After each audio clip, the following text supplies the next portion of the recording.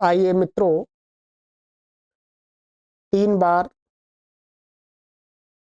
लंबे ओम के उच्चारण के साथ उस परम पिता परमेश्वर का स्मरण करें।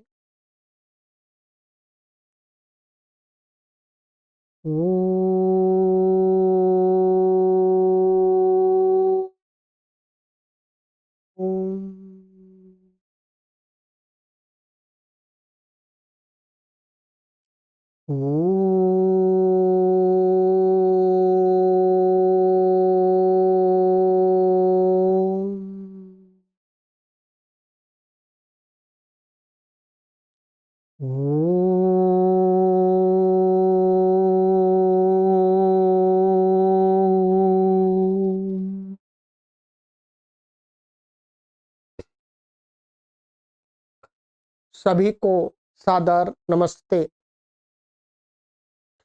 सनातन वैदिक धर्म यूट्यूब चैनल में आप सभी धर्म प्रेमी सज्जनों का हार्दिक अभिनंदन है। मित्रों, कई दिनों से हमारा स्वास्थ्य ठीक नहीं है और अभी भी ठीक नहीं है, परंतु यह हमारी कक्षा सप्ताह में 2 बार होती है।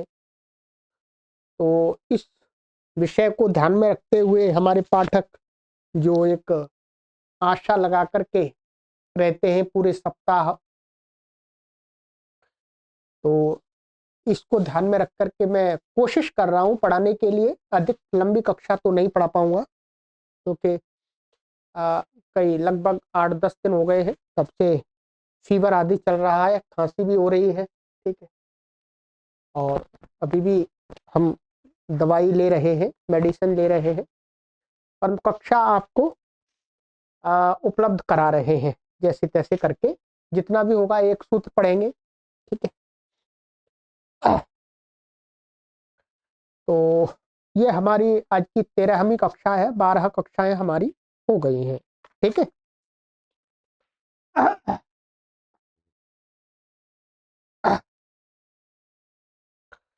तो आप अपना पेन ले लीजिएगा और कॉपी को ओपन कर लीजिएगा।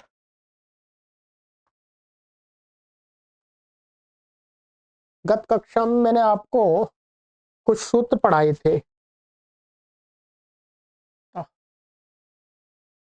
ठीक है,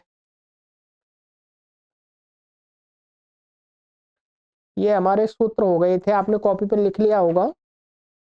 14वां सूत्र हमारा हो गया था। ठीक है, जो हमारा वैराग्य था वो अभ्यास। तो दृढ़ भूमि वाला अभ्यास आपको ये समझा दिया था कि सातु दीर्घ काल नैरंतर्य सत्कारा सेवितो दृढ़ भूमि। सूत्र आपको लिखा दिया, यहाँ पर सेव नहीं हो पाया है तो वो गलती से नो हो गया, इसलिए अब दोबारा लिखा, मैं बाद में अगली कक्षा में लिख दूंगा आपको। अभी तो आपको कॉपी पर लिखा हुआ है। ठीक है, अब इसके आगे हमारा ये अभ्यास का हो गया था। अभ्यास की परिभाषा भी बता दी थी कि अभ्यास क्या होता है। तो बताया था तत्र स्थितौ यत्नो अभ्यासः। ठीक है, फिर उस अभ्यास को दृढ़ भूमि वाला बता दिया। अब उसमें ही आया था अभ्यास वैराग्याभ्याम तन निरोधः। तो उसमें वैराग्य की परिभाषा अब बताएंगे। वैराग्य क्या होता है, तो वैराग्य का सूत्र आप आगे लिखेंगे। इसमें सूत्र दिया है, 15वां सूत्र है, दृष्टानुशबिक विषय वितृष्णस्य वशीकार संज्ञा वैराग्य। मैं लिख देता हूं। ठीक है, सूत्र संख्या है ये आपकी 15। ठीक है, क्या है, दृष्टानुश्रविक। लिख लीजिएगा, दृष्टानुश्रविक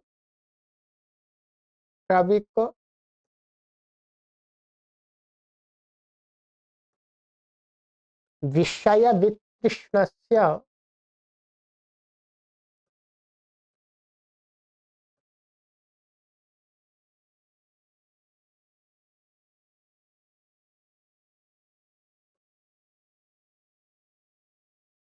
वशीकार संज्ञा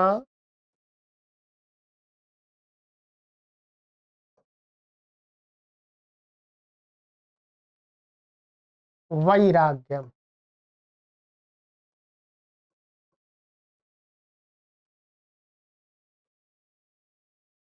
ठीक है। दृष्टानुशविक विषय वितृष्णस्य वशीकार संज्ञा वैराग्य।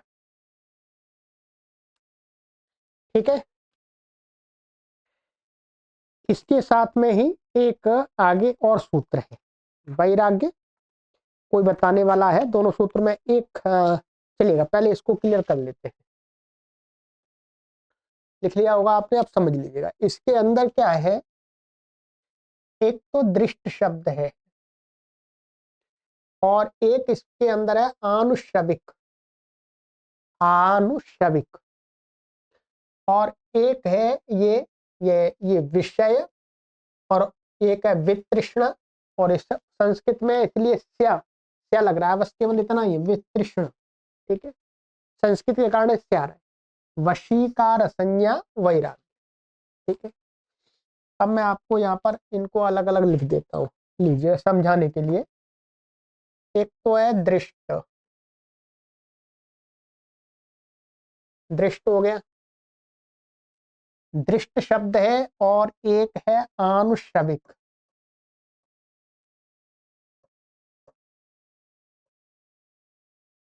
ठीक है, आनुश्रविक। इन दोनों के साथ में ये लगेगा इसमें जो विषय। ठीक है, विषय। ठीक है, विषय का संबंध क्या है, इसके साथ भी लगेगा, इसके साथ भी लगेगा। ठीक है, आनुश्रविक के साथ लगेगा, आनुश्रविक विषय, दृष्ट विषय। ठीक, फिर ये जो दोनों हैं हमारे, इन दोनों के साथ में भी क्या लगेगा, वितृष्ण।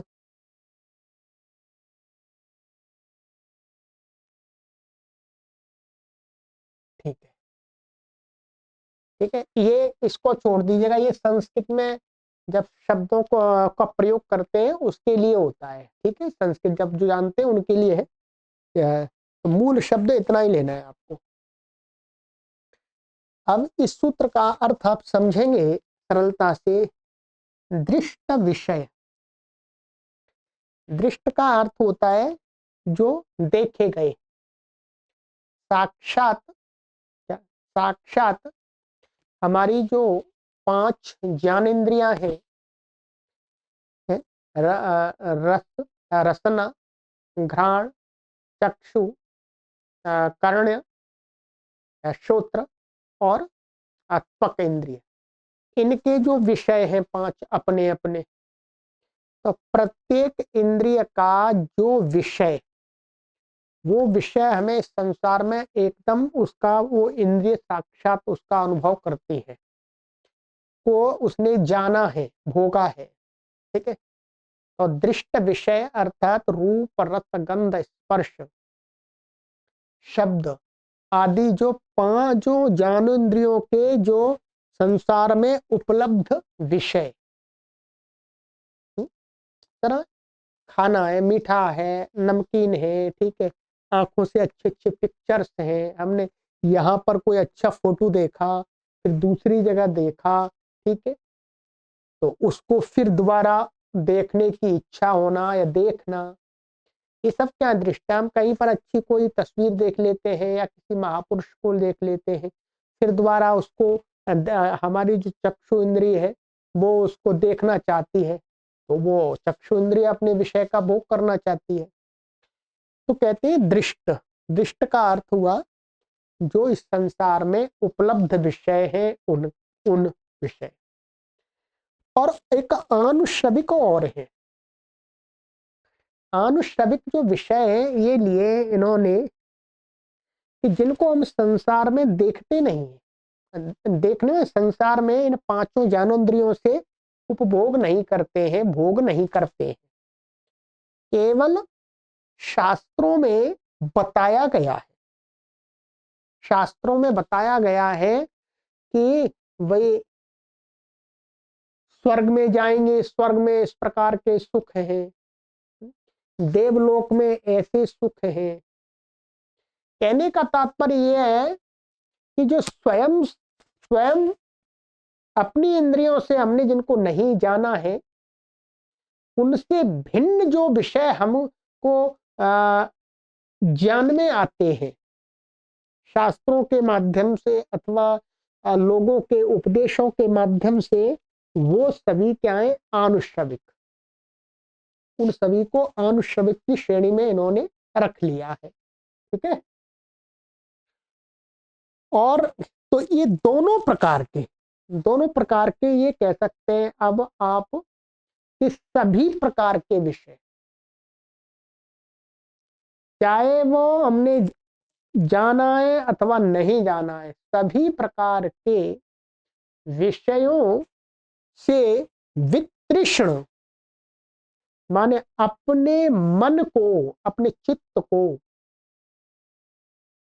माने चित्त कैसा हो, ऐसा चित्त, योगी का चित्त कैसा होना चाहिए कि उसका दृष्ट विषयों से रहित, दृष्ट विषयों के प्रति तृष्णा से रहित, इच्छा से रहित, और आनुषविक, तो सुने हैं उन विषयों की, अर्थात सुना है स्वर्ग प्राप्त करना है, स्वर्ग की भी इच्छा नहीं करना, मोक्ष सुना है, मोक्ष की भी इच्छा नहीं करनी, तो मोक्ष में आनंद मिलेगा, ये मिलेगा, ये मिलेगा, ये मिलेगा, ऐसा जो चित्त में संस्कार है। ठीक है। क्योंकि मोक्ष तो होने के बाद ही अनुभव होता है, परंतु पहले जैसे हम हैं, आप हैं, सभी मोक्ष के बारे में बात कर रहे हैं कि मोक्ष में आनंद है, तो आनंद अभी हमने प्राप्त तो नहीं किया, मोक्ष की स्थिति तो नहीं है, फिर भी हमारे उसके प्रति अच्छा मोक्ष को प्राप्त करना,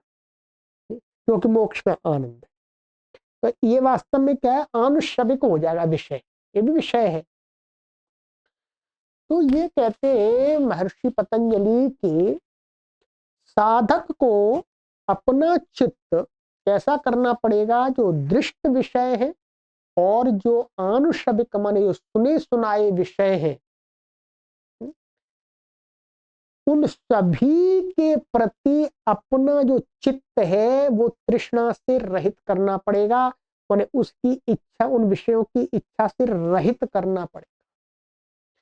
तो वो जो चित्त है जो दृष्ट विषयों के प्रति तृष्णा से रहित, आनुषविक विषयों से तृष्णा, आनुषविक विषयों के प्रति तृष्णा से रहित जो चित्त है, उसका नाम कहा वशीकार संज्ञा। तो ये ऋषियों ने नाम दे दिया, उसी का नाम क्या है? वो चित्त अब वश में आ गया, इसलिए उसको वो वशीकार चित्त हो गया। उसी वशीकार चित्त की जो स्थिति है, आनुषविक और दृष्ट विषयों के प्रति तृष्णा से रहित हो जाने की स्थिति, वही क्या है? वैराग्य। ये है वैराग्य। किसी भी प्रकार के प्रति कुछ भी तृष्णा नहीं रखनी, चाह ही नहीं करनी, दृष्ट और अदृष्ट के प्रति। ठीक है। तो ये वैराग्य। एक आगे वाला सूत्र और आ रहा है। ठीक है। योगी को बहुत ऊंची स्थिति पर जाना पड़ता है, तब कहीं जाकर के जो कैवल्य बताया है, मोक्ष बताया, वो प्राप्त होता है। मोक्ष की इच्छा समाप्त करके मोक्ष प्राप्त होता है। ये उपनिषदों में भी आता है। जब कोई विद्वान कहता है कि मैंने जान लिया, तो समझो उसने कुछ भी नहीं जाना। मेरी आवाज आ रही होगी, थोड़ी कम आ रही हो तो कोई बात नहीं है। तो कहते हैं, तो ऐसा, अब ये समझ में आ गया, वो दृष्ट विषयों के प्रति, आनुषविक विषयों के प्रति तृष्णा से रहित जो चित्त होता है, उस चित्त कैसा बन जाता? वशीकार संज्ञा वाला। और जो वो जिस स्थिति में, जब तृष्णा से रहित स्थिति में आता है, तो वो स्थिति क्या कहलाती है? उस चित्त की वैराग्य की स्थिति। ठीक है, ये वैराग्य है। अब एक सूत्र इसके ही आगे यहाँ पर महर्षि पतंजलि ने और दिया है। ठीक है, उसको भी देख लेते हैं, उसको भी लिख लीजिएगा। कहते हैं तत्परम। ठीक है,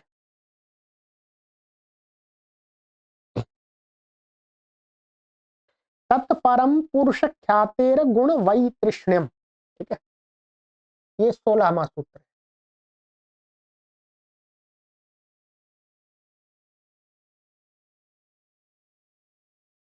तत्परम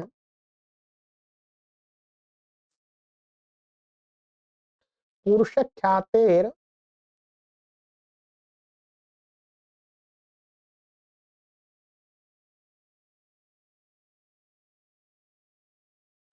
गुण वैतृष्ण्यम।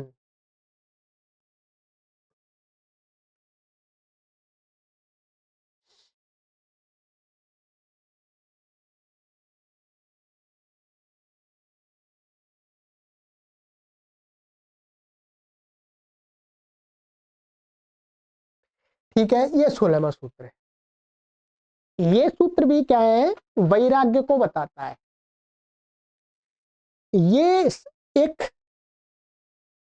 इसको बोलते हैं अपर वैराग्य, ये पर वैराग्य। इस वैराग्य को देख लेते हैं। इसके अंदर क्या है, ये तत्परम एक सूत्र है। तत्परम, तत्परम माने ये जो वैराग्य ऊपर वाला बताया था, उससे और ऊंची स्थिति का वैराग्य। तत्परम, तत्परम उससे भी ऊंची स्थिति का वैराग्य एक और होता है। तो कहते हैं वो कौन सा है, पुरुष ख्यातेर गुण वैतृष्ण्यम। पुरुष ख्याते है, पुरुष का अर्थ है यहां पर आत्मा। ठीक है, आत्मा पुरुष ख्याते है माने इसमें पुरुष के ख्याति माने साक्षात्कार बताते हैं। ठीक है, कि जब वो आत्मा है, आत्मा को साक्षात्कार हो जाता है कि मैं अलग हूं, चित्त अलग है, चित्त जड़ है, मैं चेतन हूं। इस प्रकार का विवेक ज्ञान होता है। क्या है? विवेक ज्ञान। तो क्या है, वो जो पुरुष है, वो चित्त, चित्त जो क्या है, चित्त 3 गुणों से बना हुआ है, सत्व रजस तमस।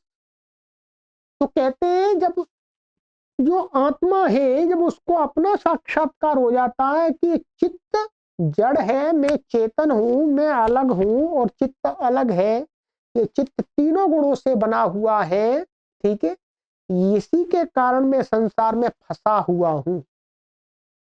तो कहते हैं कि गुण वैतृष्ण्यम, गुण माने 3 गुणों से बने हुए उस चित्त के प्रति भी जो आत्मा है, वो आत्म साक्षात्कार होने के बाद में तृष्णा रहित हो जाता है। फिर आत्मा ये नहीं कहता है मुझे चित्त चाहिए।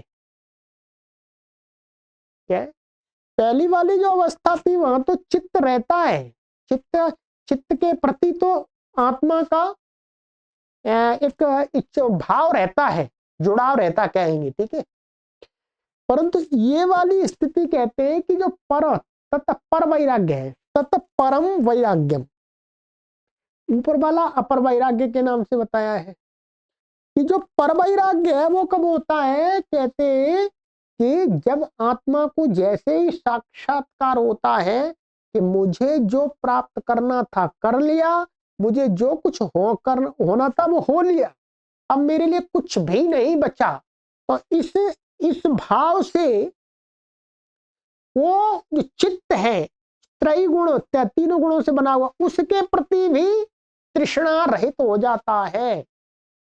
तो ये जो उच्च स्तर का जो वैराग्य है, उसको ही योग दर्शन में क्या कहा, तत्परम माने तत्पर वैराग्य।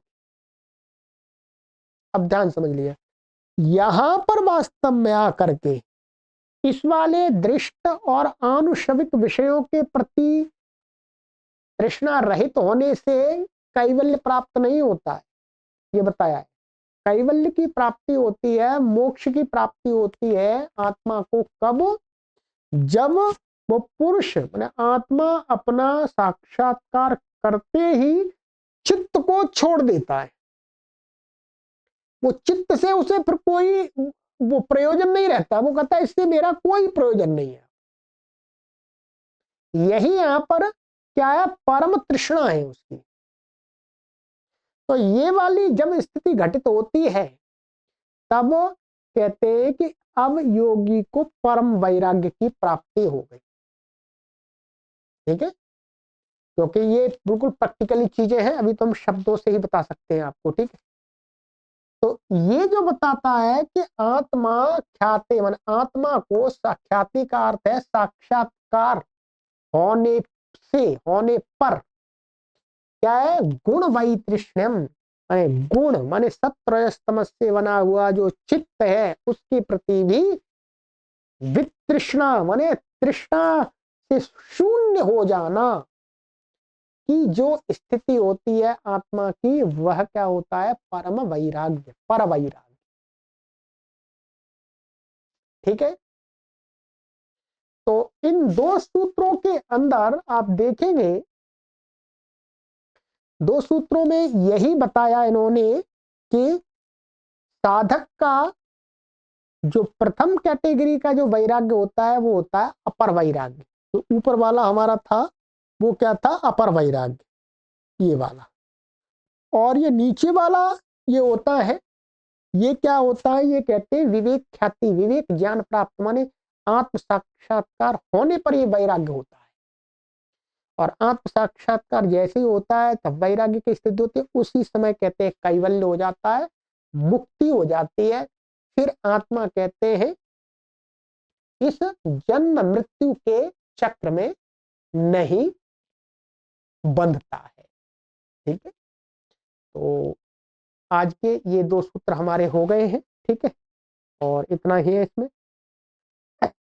वही है पुरुष के साक्षात्कार से गुणों में मान गुणों में चित्त में तृष्णा रहित होना ही पर वैराग्य कहलाता है।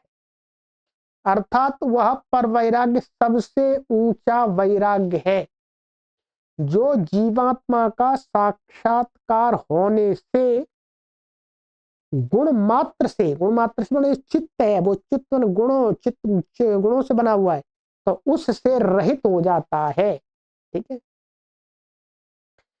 इसका अर्थ यह है कि जो वैराग्य पुरुष के यथार्थ स्वरूप के ज्ञान से आता है, मैंने बताया ना, जब आत्मा को अपने यथार्थ का ज्ञान होता है तब वो सोचता है ये तो जड़ है, चित्त गुणों से बना हुआ है, मैं इसका क्या करूंगा, मुझे तो आनंद की प्राप्ति है, आनंद की प्राप्ति का उपाय करना था, और जब तक ये रहेगा तब तक आनंद की प्राप्ति नहीं होगी।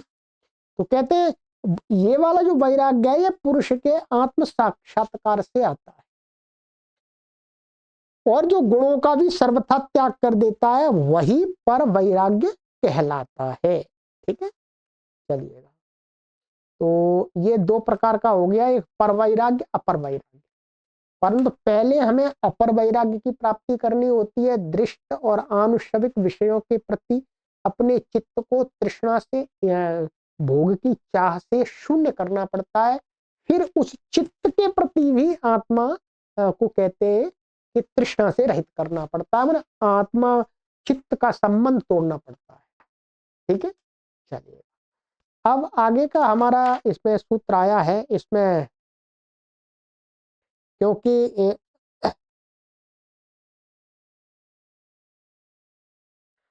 संप्रज्ञा समाधि, जो समाधि की बात आई है, ठीक है, तो जो संप्रज्ञा समाधि है उसका परिभाषा बताएंगे, संप्रज्ञा समाधि क्या हो, कैसे होती है। ठीक है, और फिर असंप्रज्ञा समाधि। ठीक है, सूत्र लिखते जाइएगा। ठीक, चलिएगा, तो आज हमने ये दो प्रकार के वैराग्यों पर बात कर ली है, अपर वैराग्य और पर वैराग्य। पहले वाला अपर वैराग्य है, नीचे वाला पर वैराग्य है, और इसका लाभ हमें अब क्या होगा, पहले तो हम इस वैराग्य पर अपना पूरा फोकस करें। ठीक है, फोकस करें, यदि हम साधना के क्षेत्र में चल रहे हैं तो जो दृष्ट विषय है अथवा जो हमें सुनाए जाते बताए जाते कथाओं के माध्यम से कि देवलोक में ये है वो है, ये सब इनके प्रति अपने मन चित्त को रहित करना पड़ेगा। इनको भाई बस स्वर्ग में जाकर के हमें अमृत का पान करना है, इन सारी बातों को छोड़ना पड़ेगा। ध्यान रखेंगे, स्वर्ग की प्राप्ति का विचार अच्छा नहीं है, ये हमारे जीवन में दुख देने वाला है। ध्यान रखेंगे। तो स्वर्ग की प्राप्ति या नरक की प्राप्ति का दुख देखना, ये या अथवा इन संसार में जब तक हम रह रहे हैं तब तक इन विषयों के प्रति भोगने की चाह बने रहना, ये क्या है, हमारे वैराग्य में बाधक है। बस इनके प्रति हमें तृष्णा का भाव रखना है, नहीं बस हो गया। जब तक ये शरीर चलेगा तब तक तो साधक करना पड़ेगा। ठीक है, ये योग दर्शन कहता है। चलिएगा, तो आगे की कक्षा में मिलेंगे। अब हम चलिए, सभी को सादर नमस्ते।